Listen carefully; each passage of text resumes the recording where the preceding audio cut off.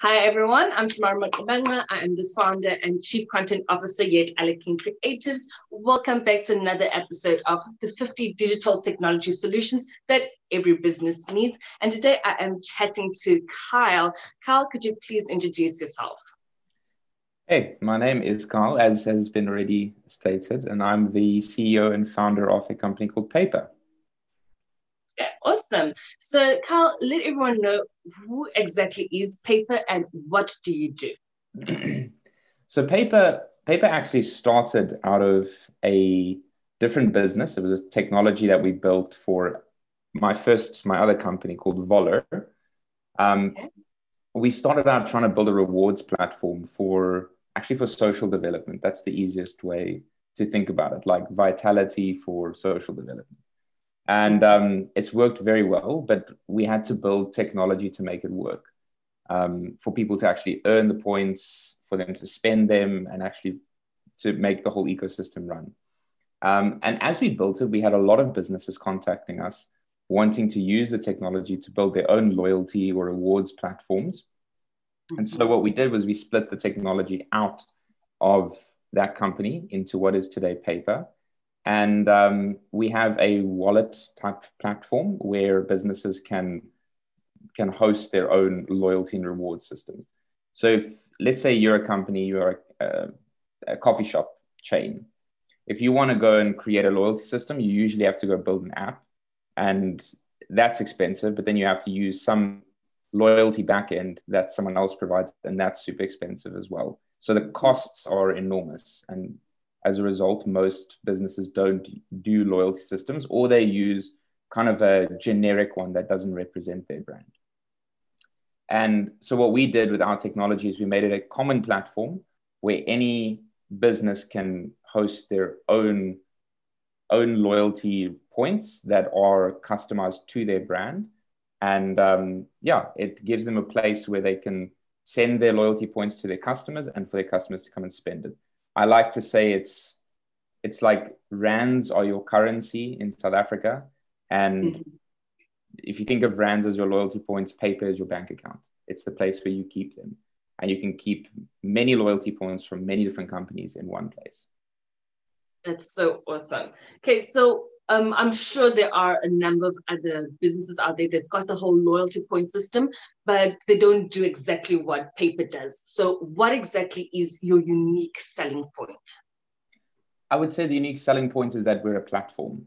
We're not here to white label and create your own custom version of a platform.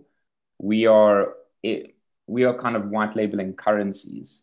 So that's the most unique point. So you have a wallet, you can get, I don't want to use any brands names because then I'm trying to promote that they are our customers and they aren't necessarily. So let's say Acme, because let's say this business Acme has points. They can have their own Acme dollars, and you can earn Acme dollars on your Payper wallet. So next time you visit Acme shops, you can go and spend your Acme points there. But you might also have your airline miles on that wallet as well. And next time you want to go pay for an airline ticket, you can use from that same wallet, pay with your airline miles.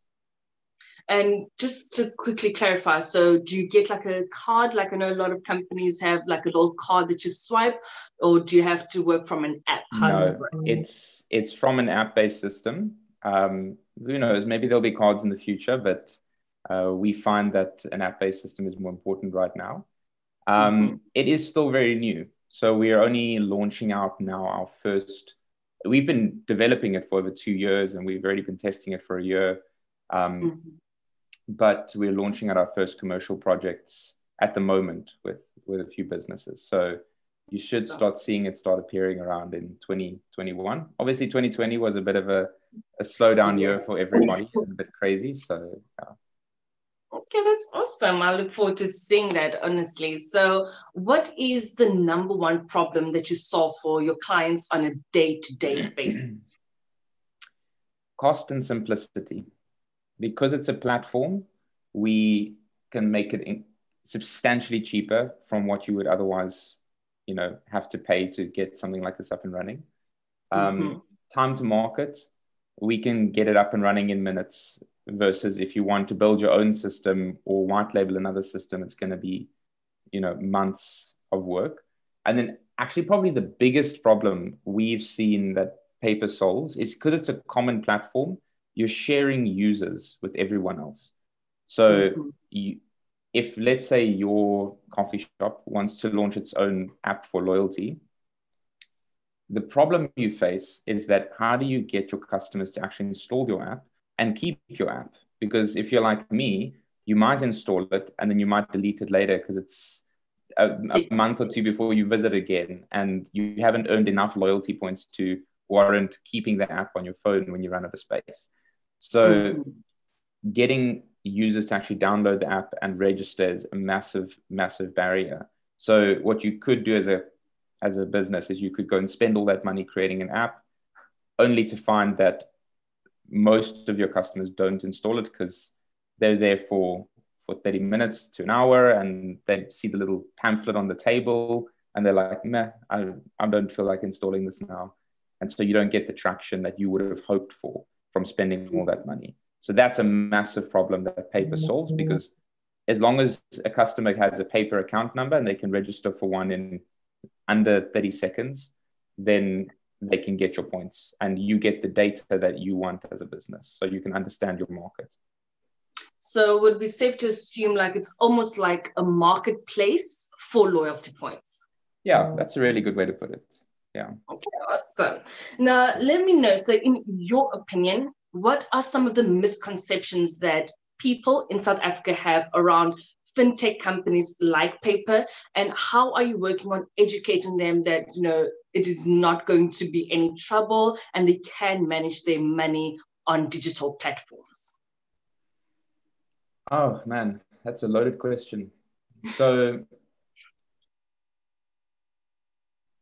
okay, I think it depends first of what market you're talking to. If you're talking the upper middle class or lower middle class and under, depends where you are on the economic spectrum. Because of my other company, Volo, we do a lot of work in lower income communities.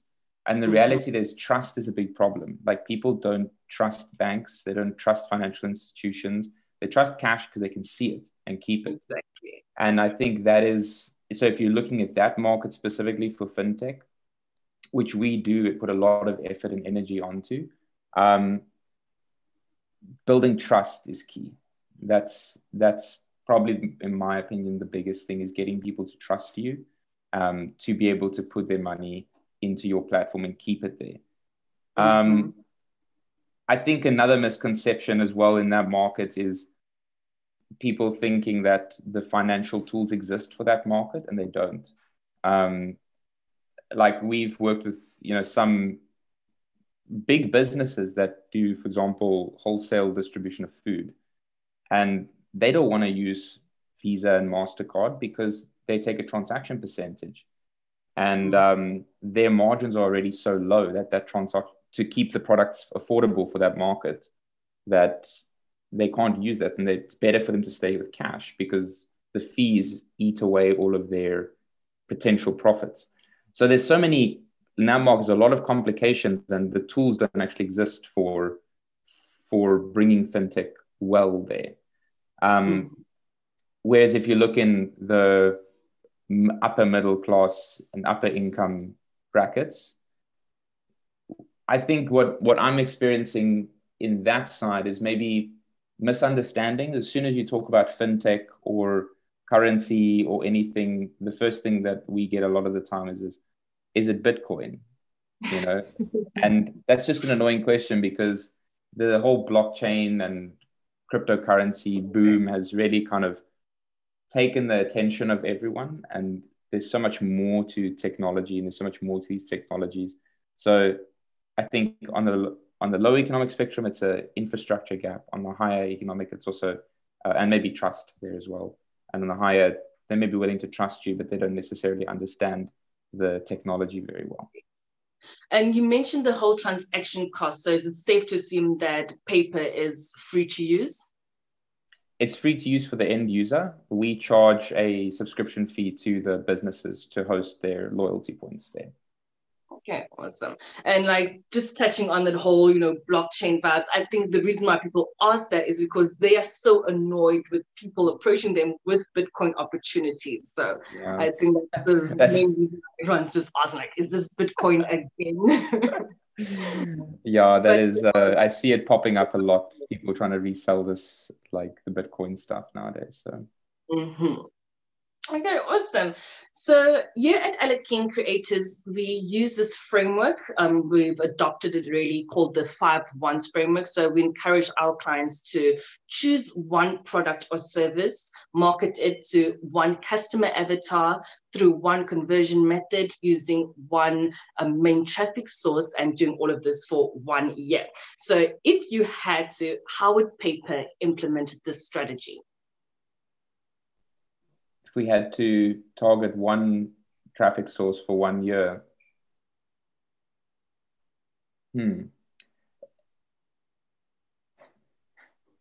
good question. Because the reason it's hard is because I want to give you two different answers. Okay. In the one side, I would say, from a traffic point of view, might make sense to push on LinkedIn, but at the other sense, I think with where we are and the kind of product we're developing, it's very new still. Mm-hmm.